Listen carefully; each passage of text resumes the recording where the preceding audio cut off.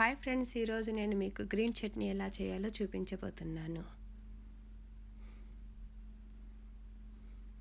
దీనికి కావలసినవి ఒక కట్ట కొత్తిమీర, ఒక కట్ట పుదీనా, కొంచెం పచ్చిమిర్చి, ఒక లెమన్, తిరగమాతకి జీలకర్ర, ఆవాలు, ఎండుమిర్చి, పప్పులు కొద్దిగా అండి, 2 మెంతులండి,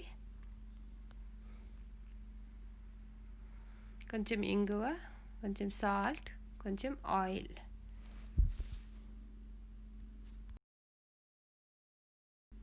పుదీనా కొత్తిమీరని ఒక గిన్నెలో నీళ్లు తీసుకొని ఈ విధంగా బాగా కడుక్కోవాలండి. అందులో మట్టి ఏమన్నా ఉన్నా కూడా వెళ్ళిపోతుంది. దీన్ని మిక్సీ జార్లో వేయాలి. నీళ్ళంతా బాగా పిండేయాలండి. ఇలా పిండేసి మిక్సీ జార్లో వేయాలి. వేసి అందులో పచ్చిమిర్చి ఇలా కట్ చేసుకొని అందులో వేయాలి. ఇవి కారం తక్కువ అని నేను ఎక్కువ వేస్తున్నానండి. మీరు కారం తక్కువ తినాలనుకుంటే కొంచెం తక్కువగా కూడా వేసుకోవచ్చు. ఇందులో లెమన్ జ్యూస్ని కూడా యాడ్ చేసేస్తున్నాను. లెమన్ జ్యూస్ వద్దనుకున్న వాళ్ళు కొద్దిగా చింతపండుని కూడా వేసుకోవచ్చు.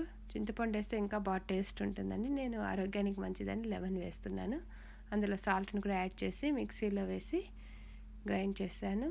గ్రైండ్ చేసి స్టవ్ పైన ఒక ప్యాన్ పెట్టుకొని చూడండి ఇలా వచ్చింది. చాలా తక్కువ అవుతుందండి ఇది, చూడడానికి అలా ఉన్నా కూడా చాలా తక్కువ అవుతుంది. సో దీన్ని ఒక గిన్నెలో తీసుకున్నాను.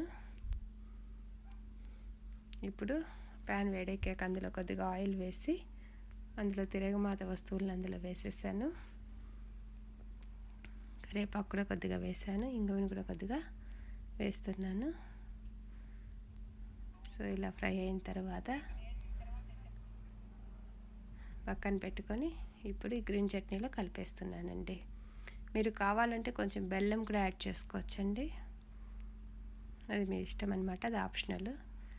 సో ఇలా తిరగమాత వేస్తే దీన్ని వేడి వేడి అన్నంలో ఫ్రెష్గా అలా కొద్దిగా నెయ్యి వేసుకొని తిన్నామనుకోండి, చాలా చాలా బాగుంటుంది. అలాగే కాకుండా పెరుగన్నంలో కూడా సైడ్ డిష్గా దీన్ని తీసుకున్నా చాలా బాగుంటుందండి. ఇది చాలా ఆరోగ్యం కూడా.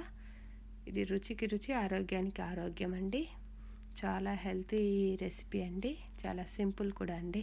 ఈ విధంగా కొద్దిగా నెయ్యి వేసుకొని తిన్నామనుకోండి, చాలా బాగుంటుందండి. సో ఇదండి వాటి నా రెసిపీ. Thanks for watching.